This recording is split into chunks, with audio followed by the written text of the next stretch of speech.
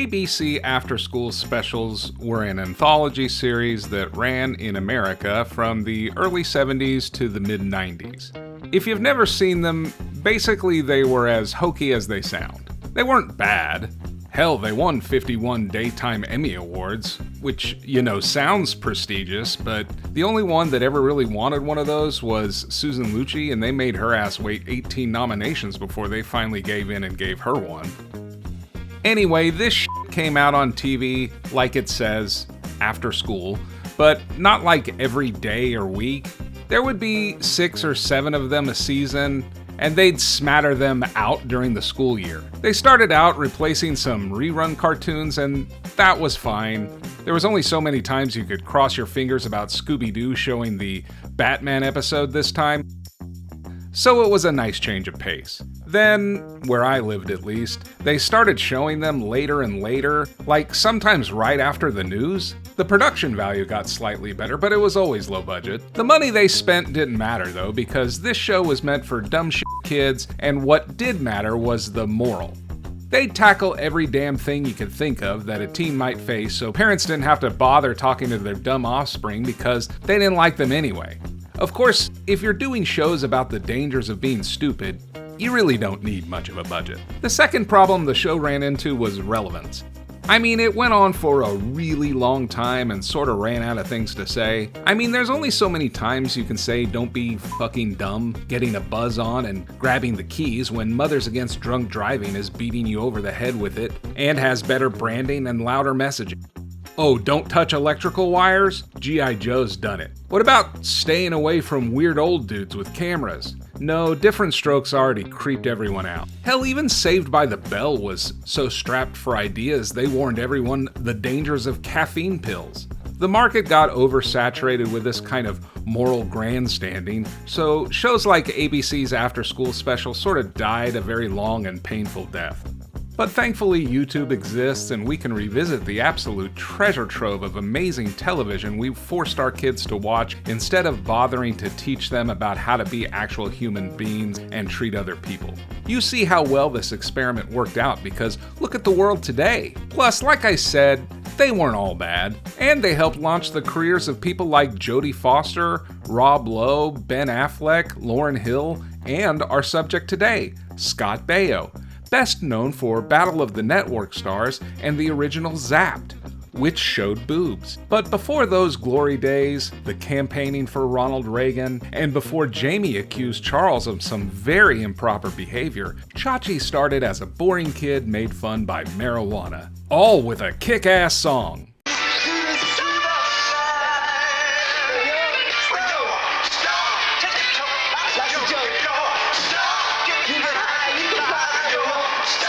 And hey, we need a palate cleanser every now and then. Or I do. I needed a palate cleanser from the normal Doctor Who reviews and decided that I'm gonna dip our brains into the cleansing water of a different kids show that was also trying to teach morality on a budget. Only American this time and without the actual fun. So let's make fun of it. Let's watch this classic and learn why smoking pot sucks. I guess. Let's watch Stoned. Your regularly scheduled programming will not be seen at this time, so instead of Super Mario Bros. Super Friends, we're going to show you how not being able to row a boat can save you from a life of pot smoking. Blame your parents for being hippies and not wanting you to do the same stupid shit they did. So Charles in Charge over here is helping his brother Mike for the big swim meet coming up, where Mike is set to become state champion. Baio is playing Jack, but we're going to call him Chachi because it's funnier, and he's real into his brother. Like, real into him. So much so, he's needy and begs his brother to eat lunch with him when they go to school. Also, Chachi hasn't figured out wearing long-sleeve button shirts all the way up to the top with a pocket protector isn't going to make any friends or influence people. He's a bit of a virgin is what I'm saying. This is evident by him getting turned on by a new girl who relocated from a little house on the prairie who doesn't know he's a fucking dweeb yet when he straight gets fucking blasted by this guy walking down the hall. Fuck's sake, man. I know Goober Boy was gawking at the new prude girl in the middle of the hallway, but literally one step to get around him. This dickhead is Terry, who immediately goes in with the prison yard "Watch where you going, melonhead." But Chachi's a pussy and ain't gonna do shit. In fact, he's so used to it, he doesn't even really acknowledge that it happened. Plus his 5-second crush left. Terry, who very wisely keeps his joints under his skateboard, although I would really be checking the lock on that box about 20 times a day if I were you, sells some weed to his buddy in the bathroom. Chachi comes in and they offer him some weed, but he declines because he's a good boy. Oh, this has commercials. Let's recap them.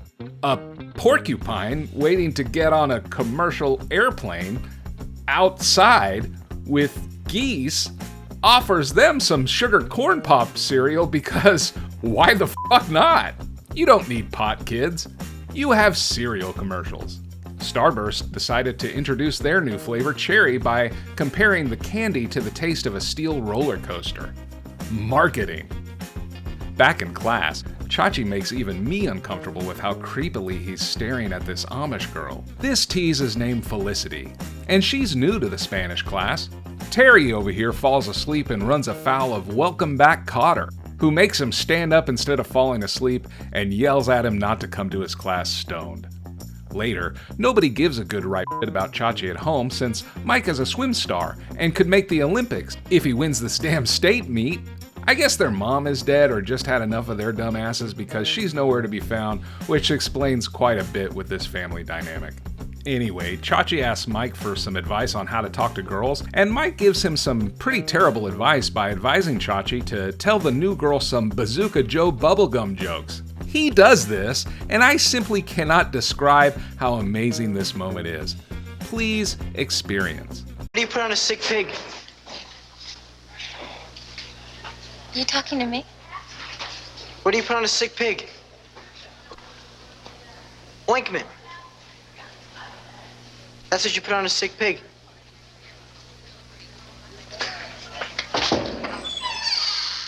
Don't fight it. Let the cringe cleanse you and make you free. We'll return after these messages. Hey motherfucker, these kids are so damn hungry they're building a breakfast out of boxes, and this one likes to wear tampons in their helmet. This whore has bad breath, so she started sucking down Listermint instead of Scope.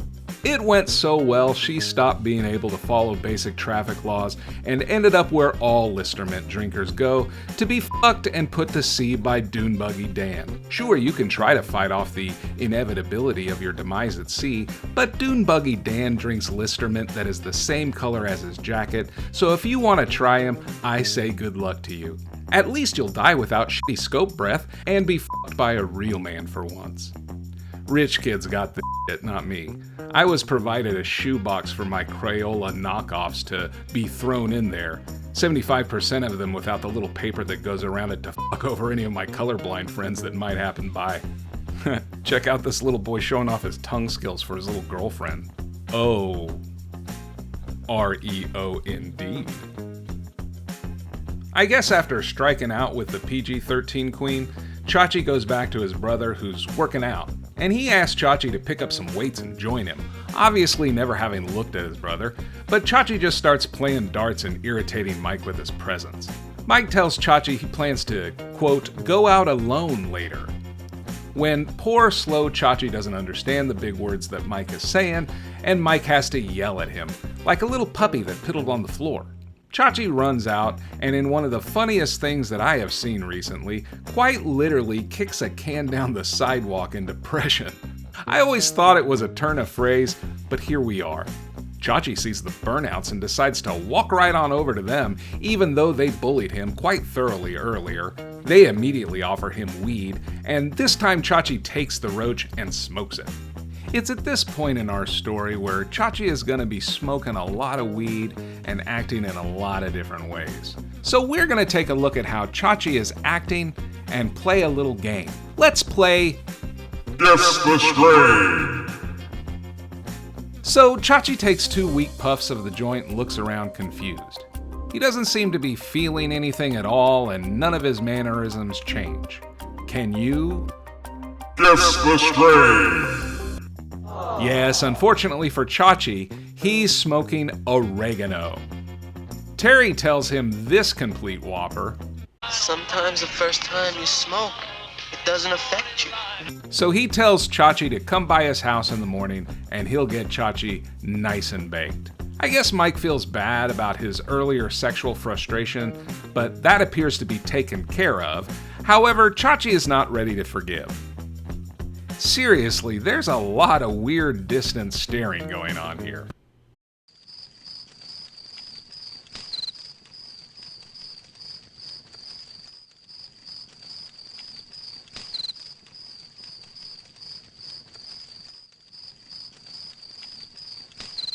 Chachi heads over to Teddy's house in the morning to get high. Teddy lights up a joint, stares at Chachi real creepy, and tells him to smoke slower. Smoke slower, Chachi. Chachi, I guess, inhales this time and does the normal coughing and dry throat thing when Terry decides to stop f***ing around and get this newbie turned with a water bong. Chachi immediately gets the munchies and starts fisting Raisin Bran. His brain unlocks and trees look like people that he knows, and starts giggling like an idiot. Can you Guess the strain. Did you guess Pineapple Express? If you did, you guessed the strain! Pineapple Express isn't just a hilarious movie, it's also a hybrid strain that is sativa dominant and provides happy giggles, makes you mentally alert, and encourages snacking. Teddy turns up the radio so they can groove to a song that has clearly been written for this show called Stoned. They play and sing along with this stupid song like the director's brother-in-law recorded it, and he's been in Dutch with the wife for a while. The boys head to school, laughing their asses off because Chachi can't remember his locker number or what his first period is. Chachi happens by the classroom of his human cold shower crush, and because he's high, this time he's funny. Look how charmed she is by his ability to finally stop being a dweeb that tells weird, sick pig jokes. Anyway, Chachi skips school, I guess, because being stoned has set his mind free, so he plays on the swings. Poorly. We'll return after these messages. This mascara is so good, we had to animate it like an AHA video or else your brain would explode. Big Mac fries, hot apple pies for you and you and you. Yeah, but not for you, fat ass. You stay outside in the cold and eat air. If I use the joke that I want to about this commercial, I'll say a word that YouTube doesn't want you to say, so it's best just to skip this one. You can probably guess from the name what the joke was. It's now a month later and Chachi has joined the bathroom stall choir and is now openly smoking dweebs. He compliments the current batch of THC compared to last week and pays Terry for 3 additional joints. Outside, the chastity commissioner is doing her Wiccan dance when Chachi notices her and acts confident and funny, a bit uncoordinated. Can you Guess the strain. The answer is Maui Wowie, a sativa strain that is light, uplifting, and confidence boosting with a carefree vibe. Users often feel social and silly, but it can leave you a little floaty and uncoordinated. Later, I guess they're going out now when Felicity bitches about her name and Chachi, who's high again, starts to have trouble concentrating, stares off into space, quotes Romeo and Juliet and fakes being on a horse to gallop away. Can you Guess the strain. The answer is Northern Lights. That's right, this indica is deeply relaxing and sedating. It's easy to zone out and stare at nothing. It can make you feel whimsically goofy enough to quote Shakespeare and gallop off into imaginary sunsets. Anyway, welcome back Cotter, who is a Spanish teacher, decides to hold his class outside because he's pretty fed up with all his students coming to class high. He starts out trying to be the hip, cool teacher with the kids by telling him his name and a story about how his parents divorced, so he picked up weed. Except all the kids either laugh at him or just stare at him like he needs to shut the fuck up. So, pretty accurate, really. Anyway, Cotter very weakly talks about how marijuana might cause some chromosome damage or maybe give permanent birth control. Cotter thinks he's getting through to them, but the kids just kind of sit around wondering if marijuana counts as both an English and a Spanish word.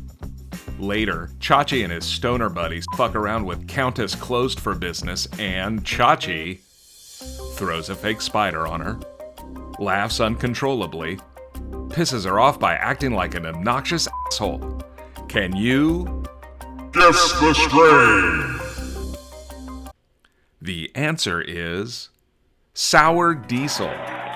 Yes, this energetic sativa strain makes you feel like you're the funniest person in the room. Perfect for pulling pranks and laughing uncontrollably, but also makes you that guy that can annoy everyone. Even more later, Chachi and Terry lay on the floor while high and start to watch cartoons, act extremely lethargic, and get that couch lock, are nonchalant about failing the last Spanish test. Can you Guess the strain. The answer is Bubba Kush. Heavy, sleepy, and deeply relaxing. This indica makes you shrug off any worries, like that stupid Spanish test. Anyway, they decide to skip school and also intercept the mail so Chachi's dad doesn't find out about all the failing he's been doing. Later, I guess Chachi goes to school because he and the Ice Queen have a fight because he's stoned all the time. Chachi doesn't seem too bummed out about it though, and you can't blame him when the best he was getting from her was over-the-shoulder smiles and flirty giggles.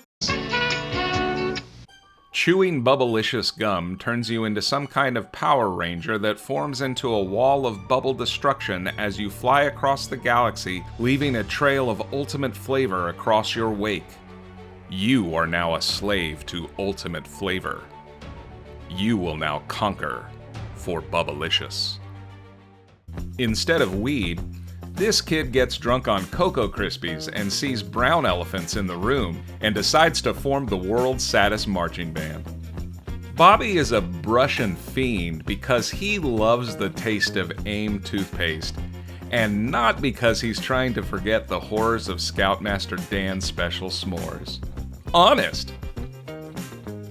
When you throw Colombian white powder on your baby's red bottom and breathe real deep, the world becomes a better place.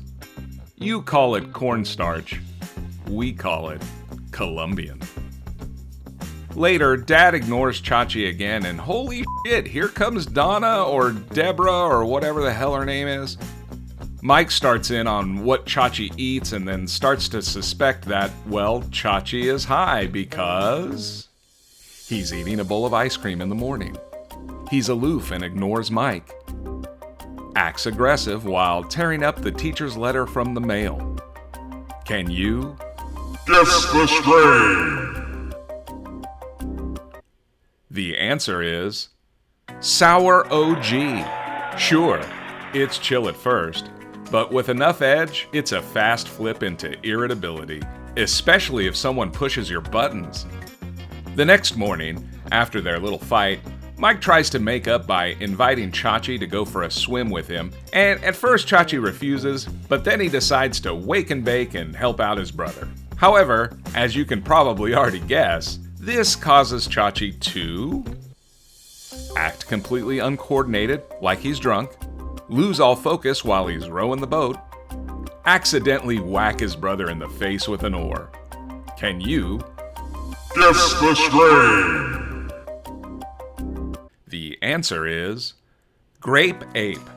This indica is a heavy body high, great for full-on uncoordinated movement. You're not rowing the boat, Chachi. You are the boat now. Chachi takes eons to figure out that his brother is unconscious at the bottom of the lake, but finally does and eventually overcomes the high and rescues Mike.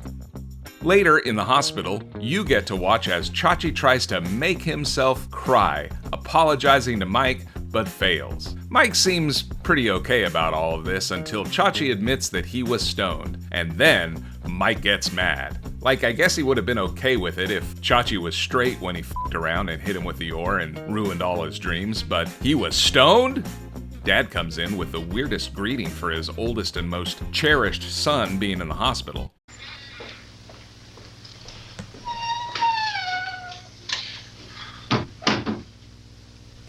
Mike. You all right? For some reason, brotherly love, I guess, Mike covers for his brother's drug use that ended up ruining his chances of making the Olympic team and says it was an accident, and then he makes it look like Chachi's a hero. I guess this all makes Chachi straight, and he tells Terry that he doesn't want any more of his new dynamite smoke, and he makes up with Chastity Belt, and everyone's happy again. Hey kids, stop spray painting the sides of buildings and use stencils like Banksy, you Neanderthals. Kids, more white stuff for your mouth. It helps you grow. Sure, we need more teachers, I agree. But maybe we could entice them with a better song than this. Teaching's more than showing how it's helping people grow. Today's teachers, partners in our children's future. The new Hot Wheels Service Center, teaching your kids the positives of gentrification of their future cities today. The end. Things that I liked. I like that whoever wrote this script is a pothead. I mean, there's a lot of accuracy going on with the weed in this. Yeah, there's some dipshittery going on for the sake of the fact that this is an ABC Afterschool Special, but you have to appreciate that this is at least a little more honest a portrayal of the subject matter. I mean, Terry hands Chachi a bong and they take time to be realist when Chachi's like, I think you better light this. I appreciate that moment. And the fact that they wanted to be a little more realistic than, say, Reefer Madness or some other bullshit. Does Terry giggle non-fucking stop and make you want to put ice picks in your eardrums every time he does it? Yes, but maybe that's just how pot affects him and he was born with an annoying laugh. Yeah, everyone is also lazy and giggling and a teen rebel in this show every time they smoke out, but they also have the full f***ing Stone song in there, and that thing is a f***ing banger telling you how awesome weed is. I guess I appreciated this wasn't some episode that beat you over the head with how much pot can ruin your life and make you think you can fly or some dumb shit like I was expecting it to. Way to adequately subvert my expectations, ABC Afterschool Special. What can I say? Baio was good. I don't like him. I didn't like him on Happy Days. I didn't like him being in charge. I could give two fucks about him and Joni. And I'm the first to admit that I don't understand some of the choices that he made in this show as an actor. But you have to admit, he was the most memorable aspect of this episode. Sure, he didn't have to do much more than act like Scott Baio happy or Scott Baio sad, but he pulled it off, and I'm one to give an actor his due. Good job, Baio. Things I didn't like. Chachi has a pretty destructive attachment to his brother, don't you think? Mind you, and this is all pop psychology from me, but it felt like we were leaving our story with bigger problems brewing. So it's established early on that Mike is not only training for the state championship, but also hoping to make the Olympic team. His dad regales us during dinner that he didn't win his state championship, and that's why he didn't make the Olympic squad. Now, we also know that the boys recently lost their mother. Mom never used to make me eat it. Well, eat it anyway. And we also know that Chachi is always around Mike. He's training with him. He's eating lunch. He's f***ing around while his brother's lifting weights. The little f***er is everywhere.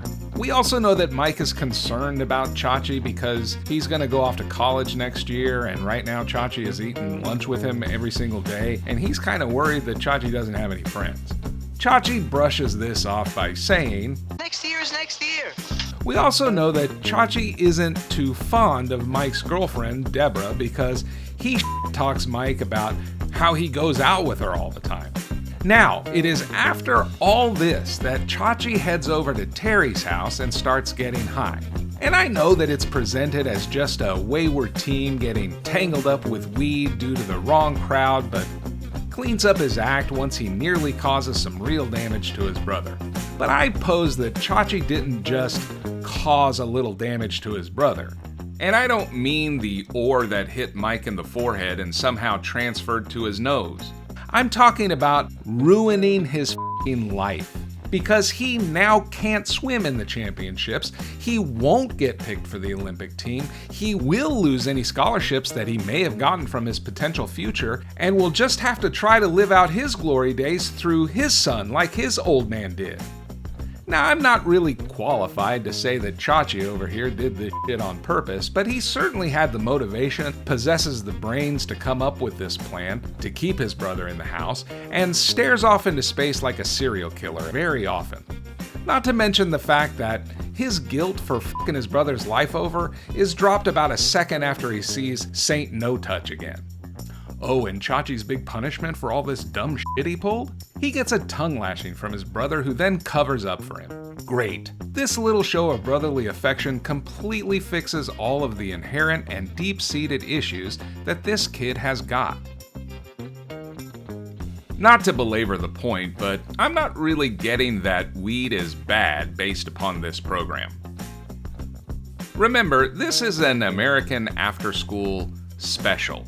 They're not having to fill time week after week here. They meant this. Now, I tried to put myself in the place of a preteen from 1980 watching this special and tried my best to forget the short shorts, weird hair, and lack of a clear picture and focus on the message of the episode. And what I came away with is that we got Chachi everything he wanted. He was a stupid dweeb kid pining for attention since his mom died, didn't want to lose another family member and his only friend to college, especially considering his dad could give two shits about him, and wanted to talk to his crush but was shy. We gave him all the things that he wanted. He got attention in class, the teacher certainly was noticing him, he got friends, he made sure his brother's life was anchored to him with a well-timed bonk, and he got the girl. And hey, he stopped smoking pot because he doesn't need it anymore. It's kind of a muddled message, no? It almost feels like he gave the writing job for the weed episode to a pothead expecting similar results to prior shows based upon the subject. But the guy decided to show how much fun weed actually is, how it can change you from a nerd to a stud, threw in some bull morality tale about the brother, and then shows Chachi quitting pot with no ill effects. And you want to know the kicker of all this? John Hertzfeld won an Emmy for this shit. Things I didn't understand. Mike, why the fuck did you tell Chachi to tell the girl riddles? So Charles is not in charge of his penis and wants some advice on how to just talk to a girl from his big brother, who he clearly idolizes. Now, never in this little playlet do they present Mike as being a rather smart person. He's a jock, he gets chicks, the whole school loves him. He may make it onto the Olympic team, and his dad is putting up his grief of becoming a recent widower by living vicariously through his son, so I get that he may not be the best person to help a guy like Chachi out. Now, at first, Mike actually gives fantastic advice. Chachi asks, what did Mike say to his girlfriend? And Mike says, I said hi. He tells Chachi to just go over there and be himself because he's a good guy and girls will like that. But then as soon as Chachi tells him that some of the kids at school called him a melonhead, he completely changes his tune and tells Chachi to walk up to the girl and tell her some riddles. Now, if you didn't watch this thing before you saw this review, I can see that you might be a little confused. You see, all throughout the first act of this movie, Chachi tells shitty jokes. Like real shitty. Like, what did the house wear? A dress. Kind of bad jokes. And he does it all the fucking time. Like his brother's trying to swim in the lake and this asshole is telling Benny Youngman jokes in the boat. Chachi literally goes up to this girl like a serial killer, stares a fucking hole into her like he plans to know what she looks like from the inside out, demanding to know, what do you put on a sick pig? Look, I'm not saying you drove your brother to smoking pot, but I am saying you blocked him pretty hard. Just because it's a school special from 1980 doesn't mean that I'm not gonna nitpick it. Come on in. Let me show you around. Nitpick Corner! Come on in. Come on. That. Not you. Alright. Asshole. Let the dog in. Actually, there's a lot going on at Teddy's house that is concerning. The dog on the front porch, the fact that his parents run a deli so they're gone early in the morning. Teddy fucking just yeets pot smoke all over the house, and no one seems to care. The creepy-ass music playing while they're smoking out. This random kid's craft heart, and the fact that his pudgy brother has to be reprimanded to only take one joint. Just take one. Exactly what the fuck is going on in this house? I fully get that this guy is a low-level pot dealer, what with business booming recently with bathroom stall deals and home visits. But this kid is smoking a ton of grass throughout the show, and I'm sincerely worried that old Terry is about to run afoul of the Mexican cartel because he's smoking and giving all the product away. Dude, Mike, I know, I've picked on you a lot, but do you think you could do something to help your brother be cooler if you don't want him smoking pot? I'm not victim blaming. I'm not excusing Chachi for oring you, and I deeply suspect that he did that shit on purpose, but maybe you don't get here if you help this guy out a little bit. Yes, you are the sainted Mike. Everyone loves you and your swimming prowess. But you can't have missed that your little brother idolizes you, considering he never ever wants to leave your side, and you have to tell him like a sad puppy to get the f*** out of your room whenever you need him out of your hair. So, maybe help him dress a little bit better and teach him not to walk up to people and stare holes into them. Have a little bit of awareness about how other people are viewing your brother, because you seem genuinely upset that someone calls him a melonhead at school, then you give him the riddle advice to hit it off with the blonde nun. Just a little bit of awareness could have made you an Olympian, dude. Look, maybe it's unfair to rate a piece of theater design not necessarily to be well executed dramatically, but more towards a clear moral for children. But it's also unfair for the episode to fail at both of those things. The presentation sucked, and the moral was muddled. I give Stoned a 4. It wasn't good, but I can't fault it too much when I had a lot of fun watching it. Okay, palate cleansed. That means we're back to classic Doctor Who. What's your assignment for next time? Well, how about an episode from 1988 that was voted as the 9th best story of all time in 2023 by Doctor Who magazine? That's right, we're going to watch Remembrance of the Daleks. And I have linked the full 4 episodes in the description of this video. Go watch it and be fresh, and we'll watch A Speed Up a Dalek next time. And feel free to suggest a classic episode for us to review in the comments. And as always, I think people need to be educated on the fact that salty ham is not a drug. Salty ham is a flower.